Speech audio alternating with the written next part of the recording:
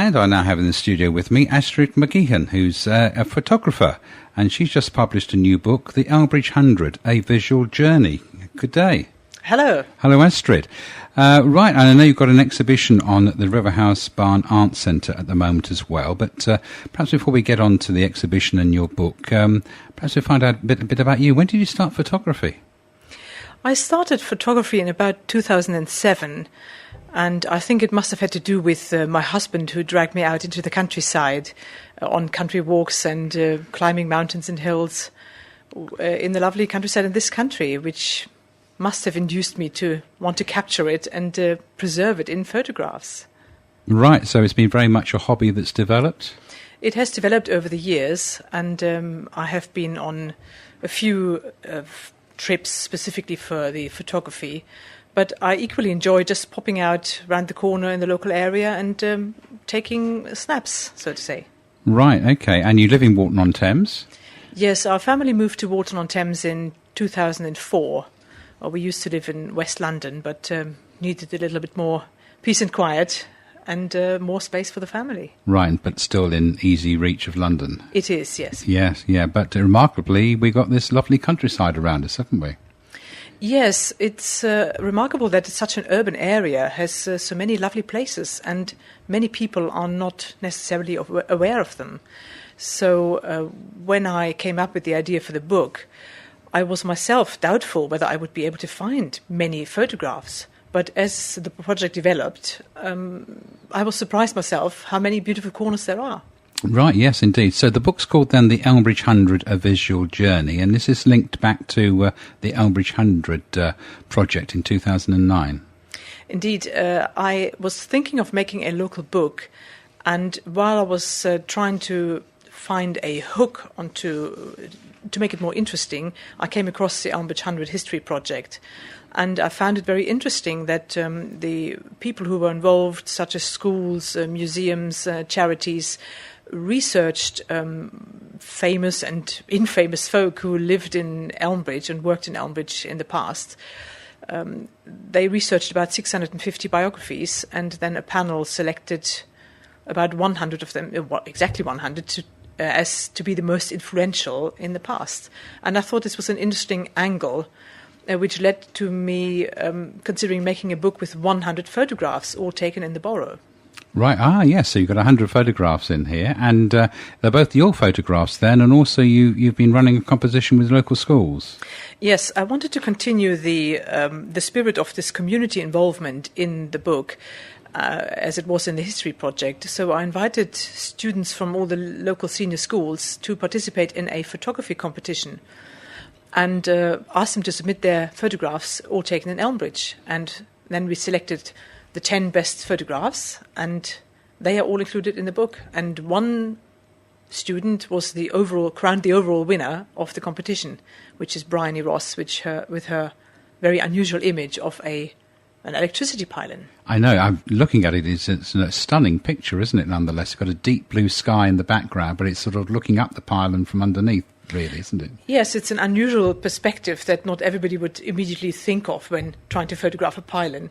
And it has very strong graphics, and the colours are really powerful. Absolutely stunning, isn't it? And mostly, obviously, landscapes in here, but not all landscapes. No, I have also included photographs of ordinary Elmbridge folk. Unfortunately, obviously, I couldn't photograph any of the famous people anymore because they're all in the past. So the idea was to include local people from the present, ordinary people rather than famous people. And we have local policemen, milkmen, a chimney sweep, and a lollipop lady, butcher, and so forth included in the book. Yes, I see here you've got the book's sort of in sections, isn't it, town by town, but you do begin with Brooklands, which of course got huge history in the area, hasn't it? I see you've got a Brooklands volunteer photographed at the start here, Ralph Bruff, who's a Napier Relton team member. Yes, Brooklands is at the beginning of the book because in the alphabet it comes first. So I sorted it by alphabet, yes. As to not have give any preference to one town or another.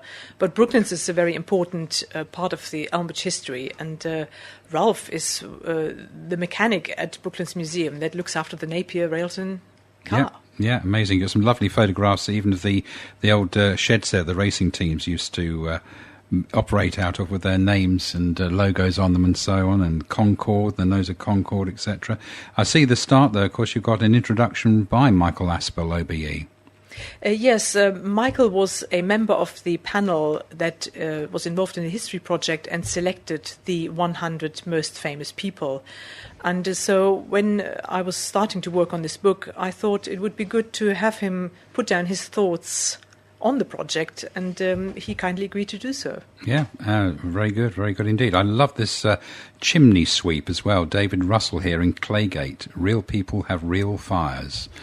Yes, we tried to include a sentence by each of the people we photographed to get across their thoughts or their feelings. And David, the chimney sweep from Claygate, was quite adamant that people should have real fires. But nevertheless, the chimney sweeps today are still very important, even if one doesn't have real fires. Yes, even with gas fires and so on, you've got to keep your chimney in good order, haven't you? Yes, and I've recently discovered that, for example, in Germany, it is still a legal requirement to have your chimney swept, even though you don't have a fire. And it results in much less carbon monoxide poisoning and chimney fires than we have in the UK, for example. Yeah, it's forgotten skill, really, chimney sweeps. You don't think that they exist, but they do, of course. And I see in Cobham here, we've got the Cobham Community Tile Project display photographed as well. Yes, that was a local community project, and it was also supported by the RC Sheriff Trust, where I believe it was local people and school children who each worked on these tiles, which are now stuck to walls of buildings around Cobham. Yeah. Another one I quite like is Hip to Hip. This is sort of on a skateboard track, isn't it? But with a guy on a bicycle going along in several positions. Yes, one of our students submitted a composite image of his friend who is going along on his bike in this skate park in Cobham. And I thought it was a very imaginative approach, so I thought this has to be in the book. It's quite a lot of work involved in putting such an image together. Yeah, and a lovely picture of the Chinese bridge here in sunlight as well, with all the shadows of the lattice work. Really looks good, doesn't it? Yes, so Painshill Park is obviously one of the areas that is quite well known, and the Chinese bridge is no doubt well known to many people. But there was lovely light on the day. I remember going back actually 2 days in a row, and the first day it was drizzling and boring, and there was no light at all. But on the second day, we got all the shadows and play of light on the bridge. A lovely picture of June Bland, actress and artistic director of the Barn Theatre Club as well. Yes, June is very much involved in a lot of community projects. She used to run a stagecoach in Walton, various schools, the Friday school, for example, and the Sunday school. She has now retired from that, but still runs the Barn Theatre in Molesey. Mm-hmm. And Riverside, this is a lovely shot, isn't it? Along a towpath, I guess, is it, with the sun streaming through with the trees and a bench there? Yes, the Riverside picture is quite interesting, actually. I was photographing in the other direction, the moon in the sky and Venus nearby, and it was quite a frustrating morning. And I was trudging back to the car park, and when I turned round one last time, there it was. I saw the light streaming through the bushes and illuminating the tree and the bench. So it was good I turned back. Sometimes the best shots are behind us. Indeed. And there's lovely shots here of, is it fungi, is it? Or yeah. Isha Common? Yeah. Isha Common is, for the size of it, apparently it is worldwide the area with the most variety of fungi. Over the years, more than 2,000 variety of fungi have been recorded in that area. Really? Yes. I was familiar with Halsall Common near Woking having quite a lot, but I didn't realise Isha Common. For its size, apparently, it's one of the biggest in the world. Yeah. Here's a lovely shot as well from one of the sixth formers here. Little Red Riding Hood loses her hood and basket, with this sort of dressed in red with her red hood sort of tangled round a tree branch. Yes, that's Jack Milburn's image. He goes to Ryden's Enterprise School and Sixth Form College, and he included this fairy tale approach in his photograph. So he must have set this up, get a friend to dress up as Little Red Riding Hood, and I thought it was, again, a very imaginative thought, and it fitted quite well into the book. And picking another one of the ordinary people up, Simon Taylor, butcher from Surrey Hill Butchers in Oxshott, a traditional butcher in modern times with his traditional striped apron on, hands on hips, and that string of sausages around his neck. Yes, we tried to keep the portraits, we tried to keep a little humorous angle to the portraits, so every person is holding some sort of prop, something that's connected to their profession. And obviously with the butcher, the chain of sausages was the thing to go for. And I like Gary Bennett, the milkman. Gary is quite a character. He's our local milkman, and he was very interested in being in the book, actually. I contacted him for some other reason, and he heard about it, and he thought it was a really, really good idea. So he came along, brought some milk at the same time, and we photographed him. Yes, holding a bottle of milk in each hand, a friendly, familiar face and reliable service are what the majority of people like, indeed. And how about this one, these two swans at Cowie Sale, sort of almost kissing? Indeed, they're courting. I think it was in early spring when I took that photograph, and I spent a little bit of time walking up and down the side of the river, and the swans were courting, and when one is really lucky, one can catch them forming this sort of heart with their necks, which is quite rare. I always wanted to do this, and it's almost a perfect heart. Not quite, but nearly close. there. Yeah, but it's always lovely walking down by Cowie Sale and seeing the swans there. And this is a bit of a different shot. I don't know how you got the idea for this, the weir at Sunby Loch Air, and it's like a wave, isn't it? Yes, it looks like a wave, but it's actually taken from looking down from the little walkway that's above it, and the water streams down the concrete and seems to form this interesting wave pattern at the bottom. It's quite an abstract shot, but people who I've shown the pictures to before I finalised the selection for the book were adamant it has to be in the book. Yeah, I think one of my favourites here is the reflections, way navigation. I mean, it's stunning, the reflections here. It's like glass, isn't it? Yes, the reflections are my favourite as well, because we often look up, we look across fields, but we hardly ever look down. And walking along the Way navigation obviously is fun at the best of times. It's a beautiful area. And I saw the reflections and had to include them. Yeah, and how about taking this 6-spot Burnet moth? Now, that must have been quite tricky to take these moths. Actually, it wasn't. Were they just there on the flower? Yeah, I explored this little meadow, which was, interestingly, it was put in place at the request of local people.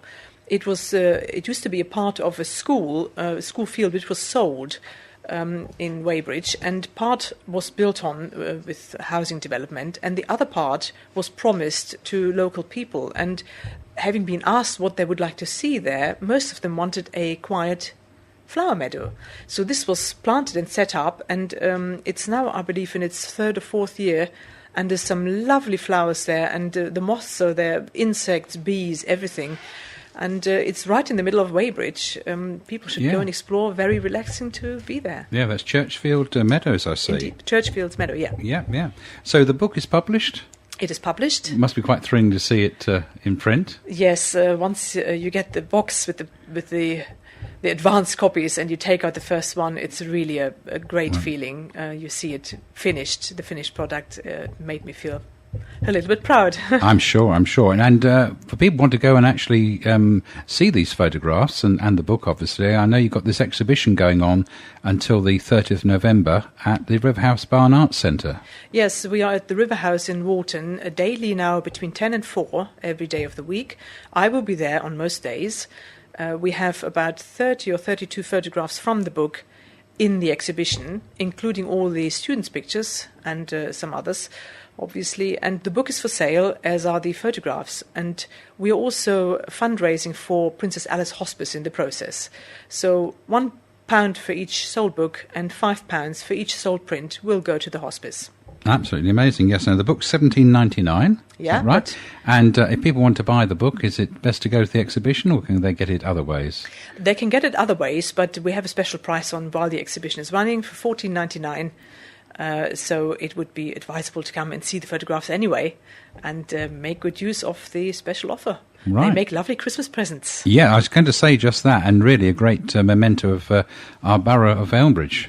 Yes, I believe it is the only current book about Elmbridge that is available at the moment. Right, So, yes, for the whole of Elmbridge. Indeed. And I see that, I noticed that you're saying that Elmbridge is the third biggest borough in Surrey, which I didn't know. It is, yes, and it is an urban area, but we do have so much greenery. We have Esher Commons, Oxford Heath, we have lots of heaths and meadowland, which is really worth exploring. Yeah, and all the rivers going through our area as well. Indeed, apart from the Thames and the Wey, we have the Ember, which not many people may know of, and of course the Mole, which is a very long river going through many other boroughs as well. And the canal, obviously. So lots of places to go and see. Indeed. And you've got a website, haven't you? Yes, I have a website, of course, astridmcgeechan.com. Okay. And people can see lots more photographs there and get in touch with me if they want. Right, well, thank you very much, Astrid, for coming in today and telling us all about this marvellous book and your exhibition. And just to remind people again then, if you'd like to go along to the Riverhouse Barn Arts Centre until the 30th November, open daily from 10 till 4 and free to go in. And thank you very much for inviting me. My pleasure.